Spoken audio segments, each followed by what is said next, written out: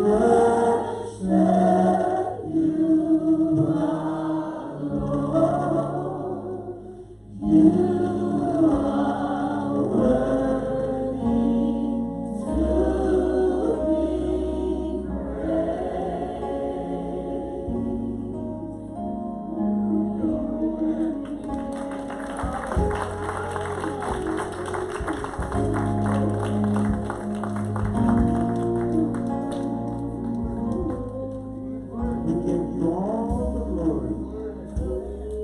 We give you all the honor. We give you all the praise. For you are worthy. God is worthy of our praise, our glory, our honor. It is indeed right to worship God in spirit and in truth. For they that worship God must worship in spirit and in truth. God is a good God, and He is worthy to be praised. Amen. Amen. Do we have any children? Do we have any children? You all can be dismissed to children's church today.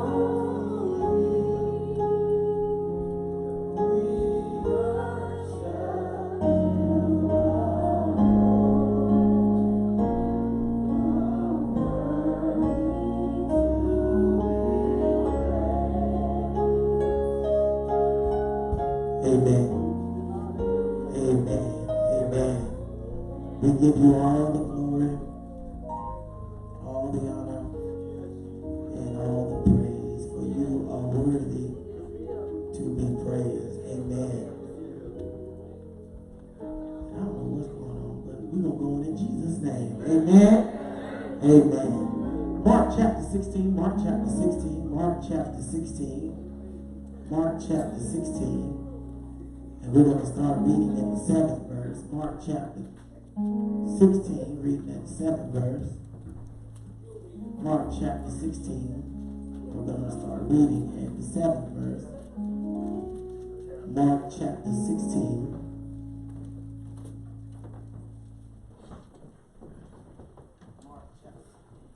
Mark chapter 16.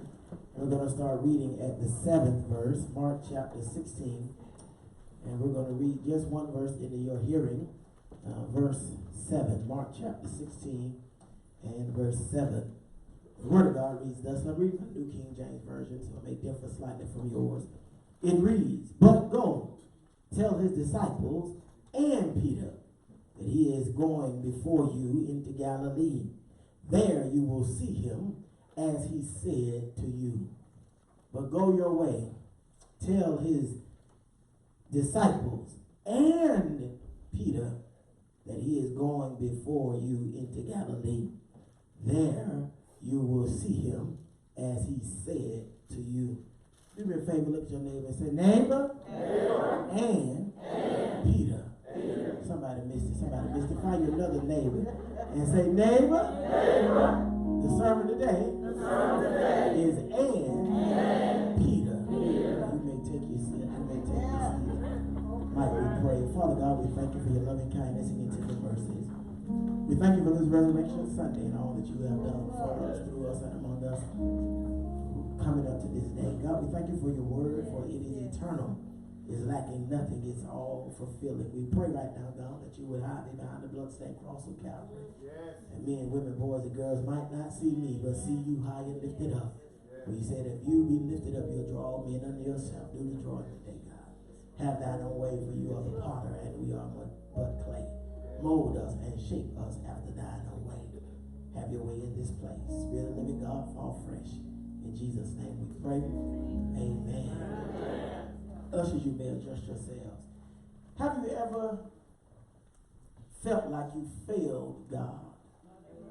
Have you ever felt like you came short in your devotion and dedication to God? Have you ever felt like that some way or another God was displeased with your conduct or your condition? And oftentimes when we feel like we have not pleased God, it is hard for us to worship God because we don't believe that he will accept our worship because of something we have done that we think have separated us from God. But I came to tell you today, beloved, that God is a God of another chance. You missed it. I think I was going to take it one time this morning. God is a God of another chance. I know we came up in church and they would sing the song, God is a God of a second chance. But most of us realized we had given up on our second chance and we were still an adolescent before we ever became a teenager. We had wasted the second, third, fourth, fifth, sixth, seventh, eighth, ninth, 10th, 11th, 12th, 13th. I keep going on. I don't know about you, but if the truth were told, I've wasted a lot of chances to get right what God has told me to get right. And the only thing that's been consistent is that I make mistakes and that God is faithful. The only two things that have been consistent is I come short, but God is faithful. I know you're looking and saying, well, preacher, how can you stand up there and preach the word if you ain't got your life together? Well, that's a good question. You got to ask the one who called me and the one who ordained me, because I can promise you this, my life ain't together. As a matter of fact, when I ride down the road and folks pull out in front of me, I think some things that I shouldn't think, and I say some four-letter words that don't start with holy. And every now and then when people do me wrong, I'm like Peter, I don't want to turn the other cheek. I want to pull out my knife and cut off their ear, because at the end of the day, we are all human, given to our human inclination and proclivities, but the God we serve looks beyond our frailties and our failures and continues to bless and keep every one of us. I came today to preach about Jesus, but I came to preach about one of his disciples by the name of Peter. All of us are familiar with Peter, aren't you? If you don't know Peter, I'm going to tell you,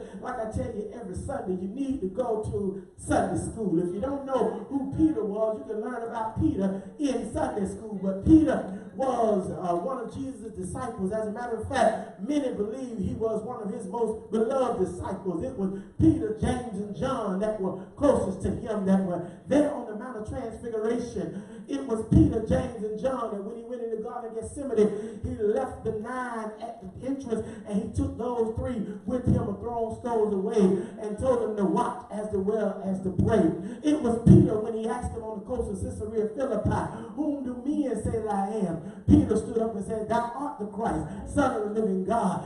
And Jesus said, flesh and blood had not revealed this unto you, but my Father which art in heaven. It was Peter who was out there fishing one day, and Jesus came and said, I'll make you fishers of men. It was Peter that stood up on the day of Pentecost and preached such a great sermon that 2,000 folks got saved. But before you look at all of Peter's accomplishments, you must also look at Peter's failure, because Peter was a man. Peter was a man just like you and I, and Peter fell short time and time again. You missed it.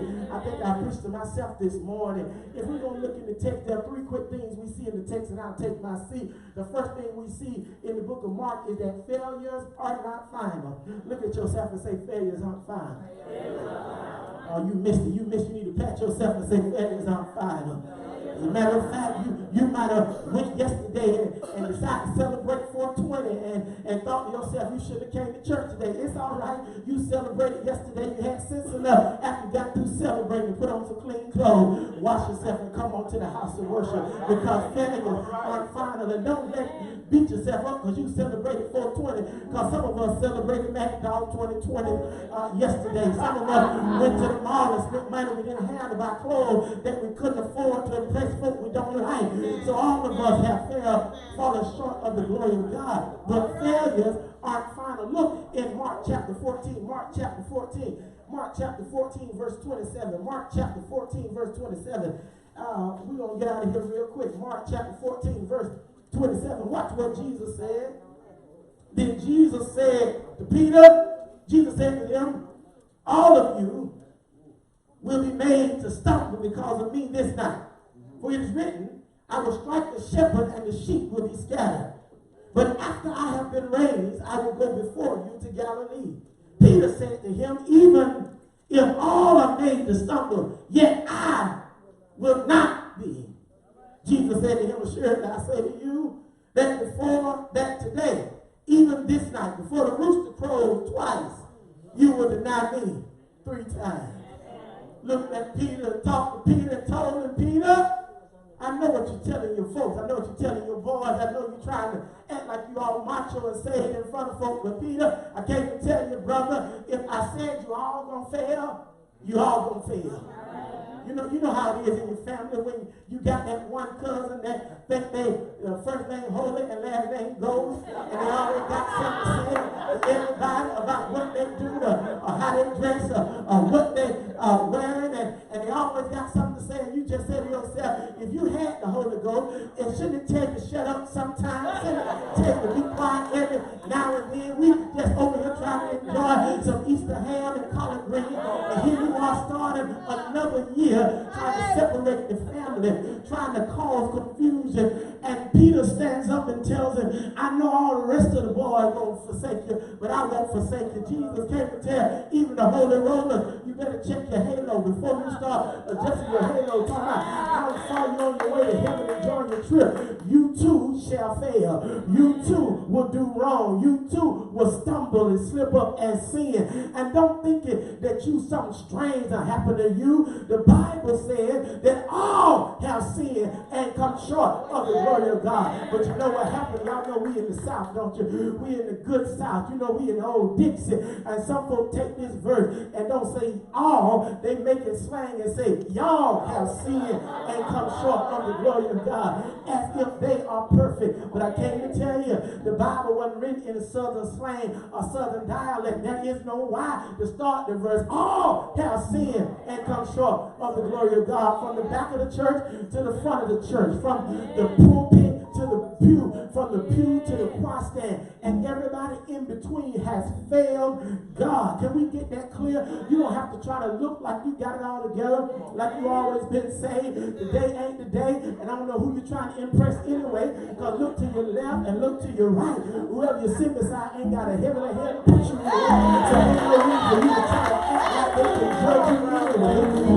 They can make you, they can break you, they ain't gonna pay your bills, and at the end of the day, the only person you ought to be trying to impress is the God of the universe. And guess what? He's looking at your heart. He ain't looking at all the stuff that you're looking at. For the Bible says that man looks on the outward, God looks at the heart. Jesus, as he talked to his disciples, remind Peter, Peter, I know you've been with me. I know you've been close. I know you've been my buddy. We done did a lot of things together. But Peter, I came to tell you, you will fail. You will fail. And the sooner we come to that conclusion, the better off we'll be as people. That sometimes we will fail. We're going to fail ourselves. We're going to fail God. We're going to fail others. But our failures don't have to be final. The only way our failures become fatal is if we sit and decide that because we messed up, we can't do no better. Can you tell somebody that the Bible says that a righteous man falls 7 times? But the difference between the righteous and unrighteous is every time I fall, I get back up, dust myself off, and keep on moving. And you might say, well, Pastor, I'm looking for a church with a perfect pastor. That's all right. It's all well and good. You're going to have to go back out 36, hit 20, 25. Might have to head up 95. Might have to head down 75. And I'm surprised if you find the perfect church with the perfect pastor. And if they just stand up in there and tell you it's the perfect church with the perfect pastor, you better run. I'm feeling tornado, hurricane, lightning, or something gonna come through that remind me of this ain't the perfect church. Because the truth of the matter is, as long as we're in this flesh, we're gonna sin. We got to bring our mind into subjection every day. And the biggest thing we have to do is control our tongue. I tell my students all the time, if you can just control what come out of your mouth, we can have a good time for these 85 minutes. Every time somebody says something to you, you got to say something back. And my mama didn't raise no punk. I can't let them say what they want to say. I said, well, now you're on your way to the office. Make sure you tell them up there, Mr. Brown ain't going to be no punk either.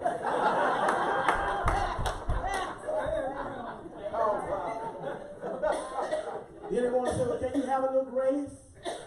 Little mercy, I didn't cuss you, I just cussed them. I said, well, you cuss. If I cuss you, your mama gonna be up here. So since you cussing, you got to get out. They come back the next day, and they all scared and real quiet for the whole block. They come back and say, Mr. Brown, I thought you were going to be mad from yesterday. I said, don't worry about yesterday. Because yesterday's gone. They're a brand new day. I hope you learned from your mistake yesterday. Because if you didn't, the same results that happened yesterday going to happen today. But the next day you come in, we're going to start over again. And if you mess up again, we're going to have the same results. And that's the way it is with God. Every day, He gives us brand new mercy and brand new grace. And He doesn't hold us accountable. He doesn't hold against us what we did yesterday. When we get up today. That's why when you wake up, you got to tell Him, thank you for brand new mercy. Thank you for brand new grace. And Lord, help me not to make the same mistakes I made yesterday. But can I help y'all out a little bit? Because I have to help my students too. They like Philip Wilson.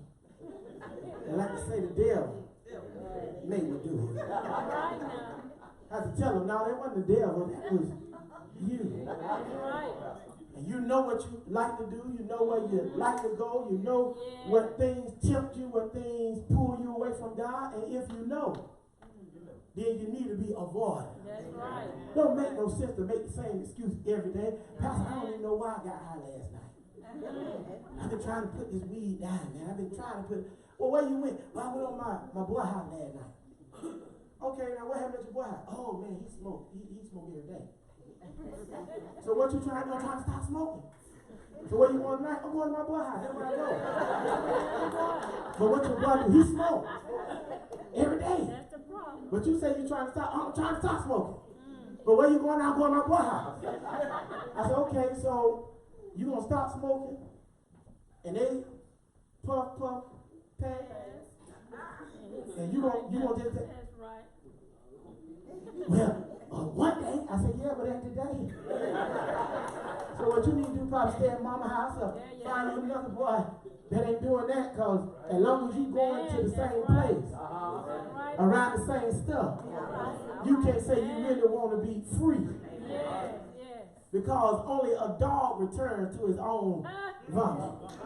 If you want to be free, you got to do some things to set yourself free. And you can't keep blaming the enemy, because you keep opening the door to the enemy. Pastor, you know, I ain't trying to sleep with her right now. You know, we wait till we get married. You hear that a lot when you go to counseling. You're not going to sleep until we get married. Okay, that's I ain't said nothing. Text, we messed up last night, Pastor. How you messed up? Well, you know we live together. I said, so y'all see what I'm saying? If we sleep in the same bed and we gon' just not do anything. I said, well, the Apostle Paul said, can a man hold fire in his bosom and not be burned? All right. I said, but I'm telling you like this, ain't nowhere in the world you can have fire, won't you? Laying in the bed next to you, and you just pray all night. Had one fella say, I put on James Cleveland, and we still messed up. I said, James Cleveland ain't gonna say it. And you put on Billy Graham, and they still ain't gonna say it. I said, the only thing you gotta do, you gotta find another bedroom. You got to separate. I said, you know, that woman come out that bathroom looking all nice and smelling good at night, so do something to her, man. He said, what you know about that, Rev? I said, you better look at mine. She do it every night. And they said, well, how can I avoid? I said, you got to make a decision to avoid the trappings of sin. That's right. But the good news is that sinning ain't going to keep you out of glory. Somebody said, oh, wait a minute, Pastor, that's not the Bible. Yes, it is. For the wages of sin is death, but the gift of God is eternal life. Watch what he said, the gift of God. See, when it's a gift, you can't earn it. That's right. You don't deserve it. Romans chapter 10 verse 9 says that thou shalt confess with thy mouth the Lord Jesus. And believe in thy heart that God has raised him from the dead, thou shalt be saved. See, sin ain't going to keep you out of heaven. It's your unbelief. And the and the fact that you have an uncircumcised heart. That you decided not to trust God with your whole life. See, it's one thing to trust God with some stuff, but it's a difference to trust him with everything you have. And if you're going to be a blood-bought believer, you can't give him some of you.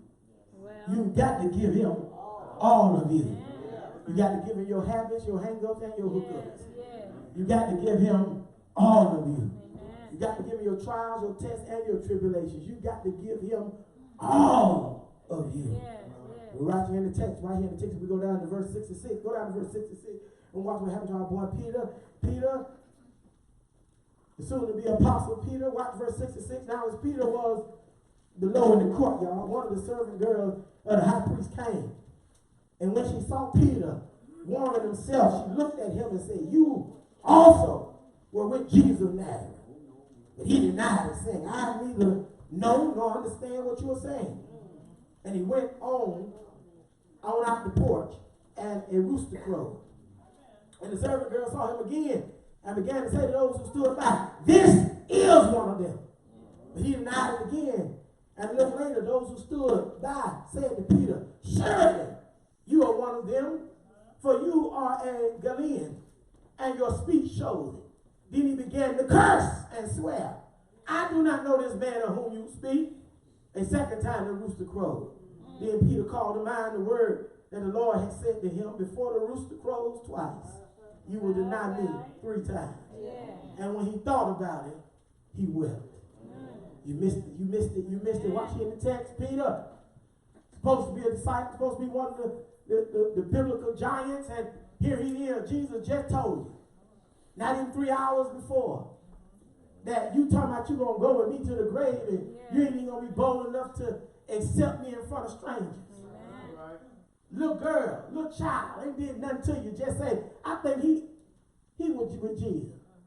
I don't know what you're talking about. I don't understand that. Say, little girl, you know how little children are.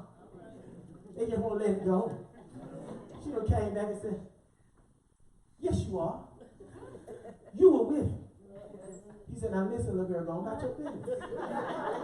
Because you don't know me." All right. But then the whole crowd started looking. And said, "Now, he ain't one of us. What would he be doing celebrating Passover in Jerusalem? And he's a Galilean. He doesn't speak like us. He doesn't walk like us. So the only way you could be here is if you were with Jesus." Well, in order to try to disprove them, he had to show that he wasn't a blood-bought believer. So guess what he had to do? He started cussing. Start swearing. You know how you do when you get caught. Doing what you ain't got no business doing, and you get mad because somebody calling you out for whatever you're doing. And instead of you just admitting, "Yeah, I was wrong," you got to get mad and start cussing. Tell folks all the time, especially married couples, when one get to cussing, you probably know which one wrong. And when you got to get the down and dirty, and I'm going to tell you the bleak truth. No, you got to tell me that kind of truth. Just tell me the real truth. All right. But Peter felt that he could curse. He could let them know what was going on. But my beloved brothers and sisters, the problem with it is he failed God, but he also failed himself. All right. What a tragic day to realize you failed God and yourself. And when he realized he failed God and himself, there was only one thing he could do. He cried. He wept. But Peter's failure was not final, because we go to Mark chapter 16, verse 7. Mark chapter 16, verse 7. Watch what the angel says. He says, "But go, tell his disciples and Peter." Well, y'all don't know when to shout. Watch this now. All of his disciples knew they were going to mess up. All of his disciples knew that they were going to desert him. They were going to walk away. But Peter tried to be the big boy.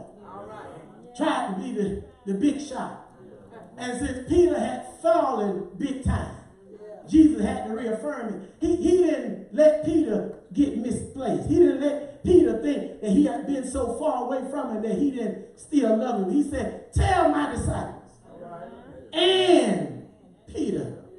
Y'all missed it because y'all don't understand the spiritual nuance in telling them, make sure you tell Peter Because see, maybe you've never done anything that you feel like God can't forgive you for. Maybe you've never done something that you feel like people would never accept you again for. Maybe you've never been through anything that you feel like you couldn't overcome or you couldn't come back from. But God is still on the throne, and he ain't just saying, and Peter. He said, and Dorothy, and Norman, and Cynthia, and Shelton. Because I want to remind you that there is nothing that you can do that will stop me from loving you. Is there anybody in here that don't mind testifying to a neighbor and say, one day he had my name and me, that one day when I was lost in a world of sin, far from the peaceful shore, I heard him say my name, and I came in. I didn't have it all together. Don't get it twisted. I ain't got it all together today,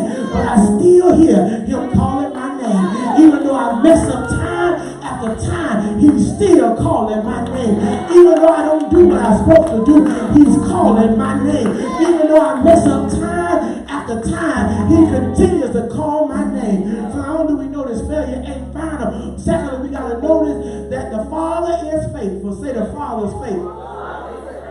God is faithful. God is faithful that he understands. He understands our weaknesses even before we know it.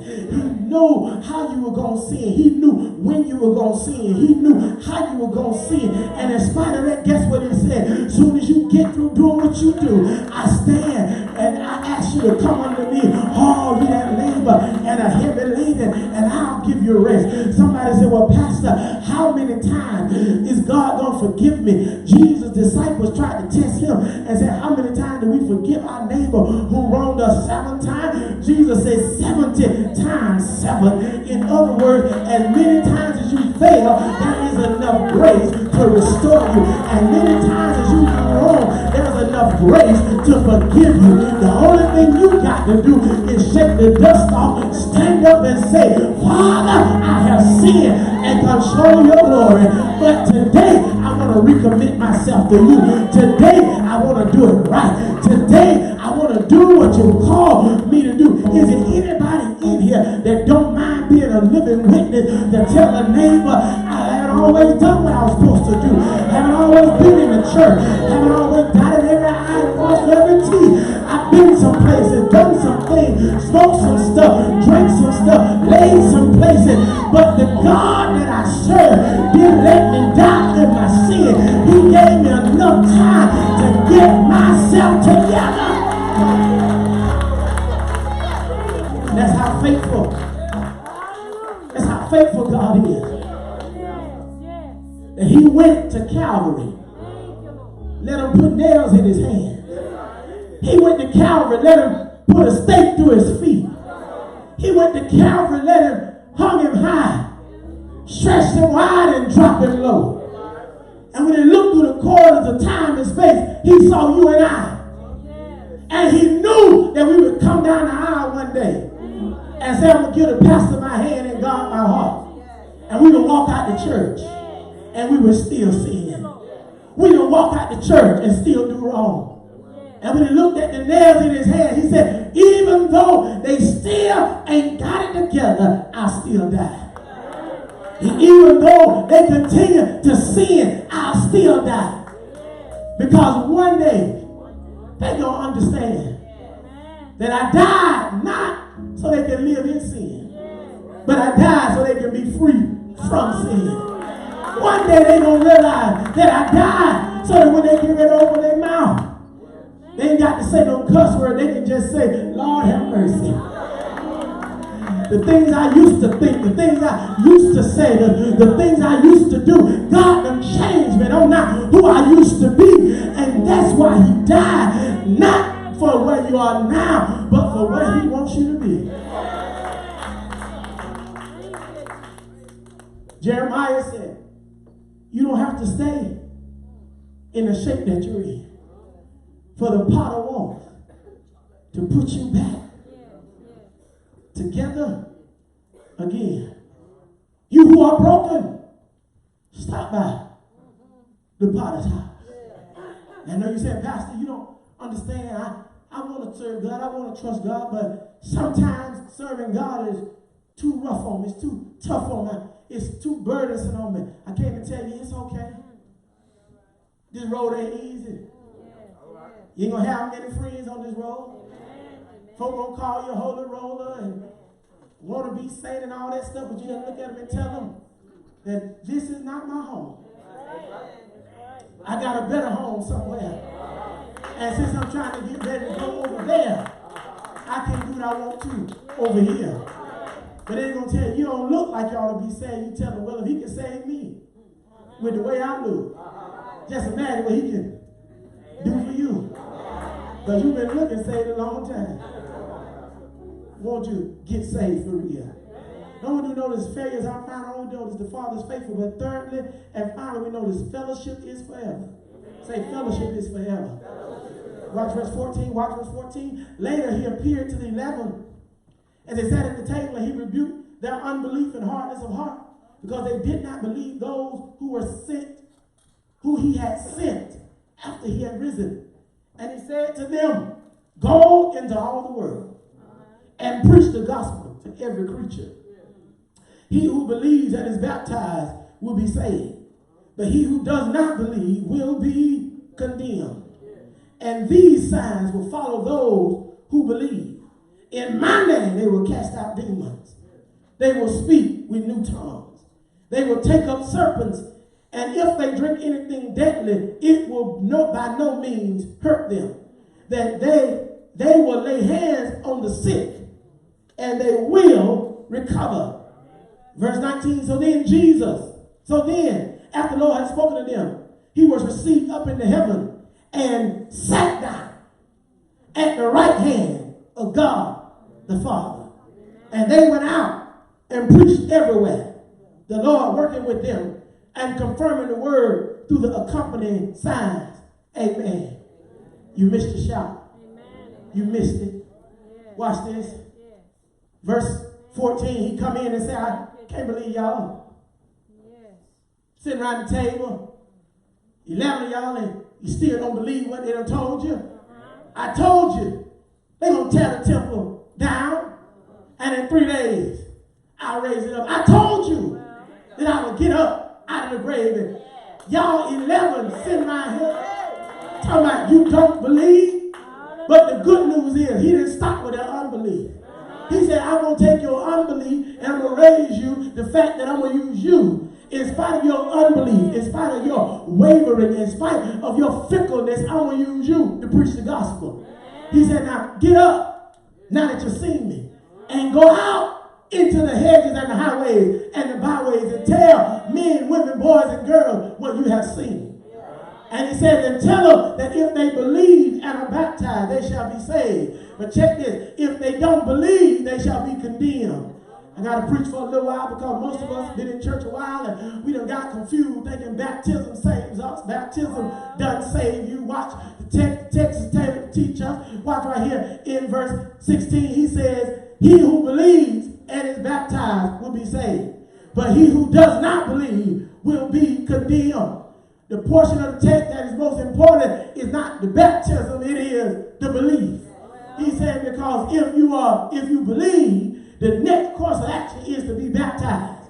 But the baptism don't save you because he goes back and says, if they don't believe, they shall be condemned. What are you trying to say, preacher? Do we not have to baptize? Yeah, we're supposed to baptize. Once you make a private confession, your baptism is a public proclamation. Once you accept Jesus in private, you let the world know in public through the baptism that you are now a blood-bought believer. But don't get it twisted. If you come to the water and you haven't made a private confession, you went down a dry sinner and you came up a wet sinner. The water ain't got no power. This is tap water that we put in the baptism pool. It's the same water you drink, the same water you flush down the stool. It ain't got no power in the water. The power is in the belief that I am now a blood-bought believer and I share with Christ in his death, burial, and resurrection. But I got to get out of here because I know y'all are ready for some Easter ham. I know some of y'all have already colored and dyed some eggs. You put some candy in some eggs and you want to go celebrate an Easter bunny. But I came to tell you there's nothing in salvation about a bunny. A bunny can't save you. A bunny can't wake you up. And a bunny can't put you to sleep at night. But if you're going to celebrate the resurrection of our King, you got to realize that he is faithful, that he is a faithful Father, and that he will be with us always. Watch what he says at the end of verse 17. And these things and these signs will follow those who believe, and in my name they will cast out demons, and they will speak with new tongues. Verse 18, they will take up serpents, and if they drink anything deadly, it will by no means hurt them. They will lay hands on the sick, and they will recover. Check this out. Watch verse 19. So then, after the Lord had spoken to them, he was received up into heaven and sat down at the right hand of God. You missed it, didn't you?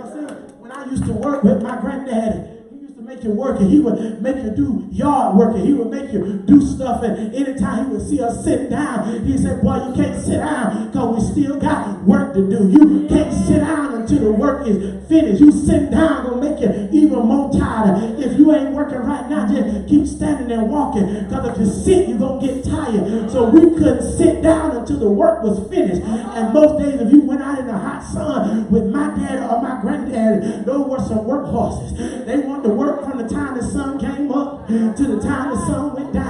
Well, y'all know us 80s babies, we ain't made like that. We weren't made to be out there in the sun. We were born in air conditioning, and we gonna die preferably in air conditioning.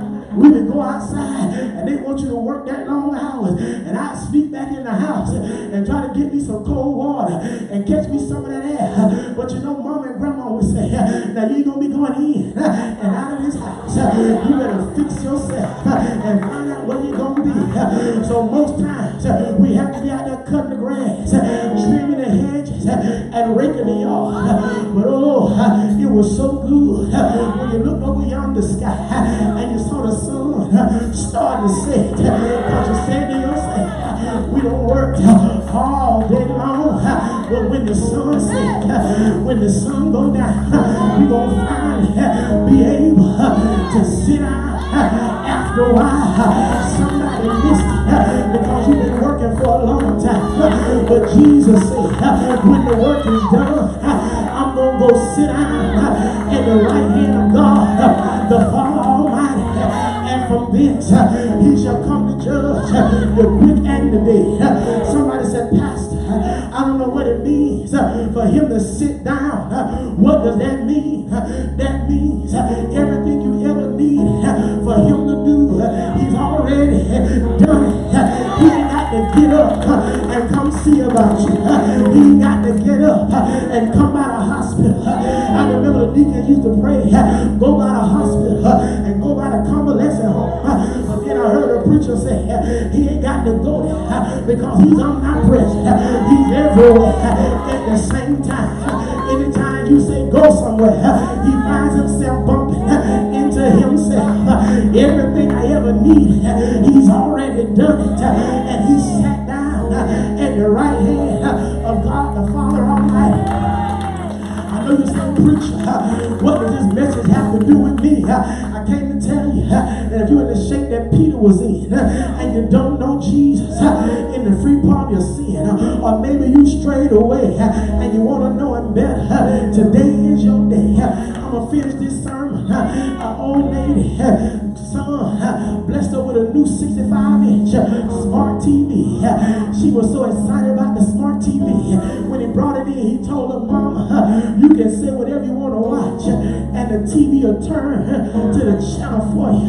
So she sat down and said, turn to the news. It pulled up 4 different channels that listed news. She said the first one, and the TV went to that channel for a couple of days. It was doing pretty good. Her and the TV were having a good time, but she lived in an apartment with some loud children. And when they came down the stairs past her apartment, they would yell basketball, and the TV returned the basketball, and she would get upset. Somebody would come and they would yell police, and the TV would turn to cops. She was so frustrated. She called her son and said, come get this TV. I'm going to use my old TV because I don't need my TV turning when I'm trying to watch it. The son came over there and said, Mama, you forgot one thing. You got to hit this button that says voice recognition. And then you talk to the TV and the TV going to learn your voice. So she talked to the TV about 15 minutes and it said done. He said, you all right now? It'll be all right now. She said, I don't know about that. Because when them children come down those stairs and they're going to yell football or basketball, the TV going to turn. He said, no, Mom, I'll wait till they come down the stairs. They came down the stairs that day and they yelled football, but the TV didn't turn. The man came out and he yelled, what's on the news? But the TV didn't turn. She said, what happened between yesterday and today? He said, yesterday the TV responded to anybody's voice, but today the TV knows your voice, and the only one that's going to listen to is you. I came to tell somebody today that there's a lot of voices out there in the world today telling you to do this and to do that, but you need to come into church and turn on your voice recognition so that you can hear the voice of God. You can clearly hear what he's trying to tell you, because we're living in dangerous times now, and if you're not careful, the next decision you can make could have life-altering consequences. It ain't no time for shucking and jiving. Ain't no time for laying and playing. Ain't no time for skinning and grinning. Now is the time to know the voice of God, to heed the voice of God, and to obey the voice of God. But somebody says, how can I know it's the voice of God? Jesus said, my sheep know my voice, and another they shall not follow. I came to tell you, how can you know the voice of God? How can you know it's God when he left you with a book? You can look through 66 books and you can discover the voice of God. I know you said, Pastor, I've been going through some tests. I've been going through some trials. I've been going through some tribulations. My life ain't been fair. I've had some sickness. I've had some death. And I had some pain. And I'm tired of the test. But I came to tell you, the good news is it's an open book test. All you gotta do is open the book, read the book, and figure out how you gonna win the test, how you gonna win the battle. Is there anybody here that don't mind on a resurrection Sunday helping me finish this message and slap your neighbor high five and say, neighbor, you gonna go through, but it's open book. Say, neighbor, you got to endure, but it's open book. Say, neighbor, the day you hear his voice, harden not your heart. Today's a good day to get to know the man who wrote the book. I don't want to just know the book. I want to know the one who wrote the book. One of these mornings won't be very long. You gonna look for me, and I'll be gone. I won't have to read the book, because I'll be in the book. I'll be one of those.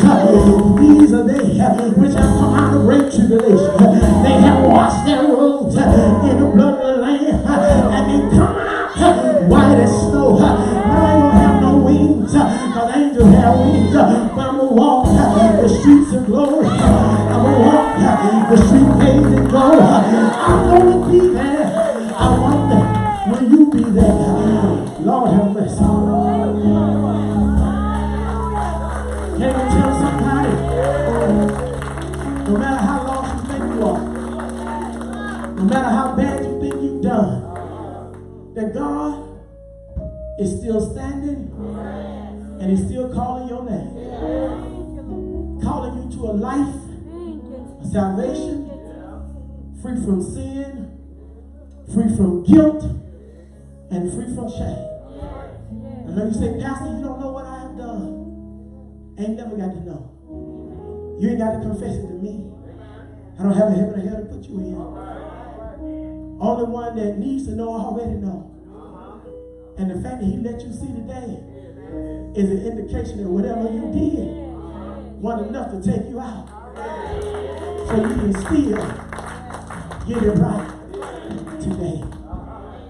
The day you hear his voice, harden not your heart.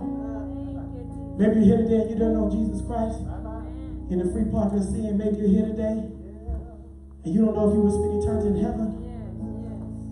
We want to invite you to a real relationship with Christ. Or maybe you're here and you say, Pastor, I know I'm saved, I know I believe, but I haven't been faithful in my walk. I haven't been faithful in my service to God. We invite you to rededicate your life to him. Or maybe you're here and you are saved. You blood bought, you know you're saved. But you say, Pastor, I've been looking for a church. That's a great thing to look for a church. Bible-believing, Bible-teaching church. I believe Macedonia, one of the greatest churches this side of the globe. And we would love for you to unite with us. So if you're here and you want to be saved, if you're here and want to rededicate your life to Christ, or if you're here and want to join this great church, we extend an invitation to you. There's nothing better than knowing Jesus. He will pick you up. He will pick you up and turn your life around. You ought to know him. You ought to know him. Get to know him. Get to know him. Right now, today. Right now, today, just come. There's nothing better. There's nothing better Than knowing Jesus. than knowing Jesus. He will pick you up. He will pick you up and turn your life around. You ought to know him. Ought to know him. Get to know him. Get to know him. Right now, today. Right now, today, just come. The day you hear his voice, come on, come on, come on, Come on, come on, come on. come on. Come on, come on, come on. Right now, Right now, today, today, just come. just come. Come on, come on, come on, Come on, come on, come on. come on. Come on, come on, come on. Right now, Right now, today, just come. right now, today. Right now, today, just come. Right now, today. Right now, today, just come. Amen. Amen. We praise and thank God that everyone is saved and part of the Bible-believing, Bible-teaching church. We're going to ready ourselves to give our tithes and offering and our sacrificial gifts to capital stewardship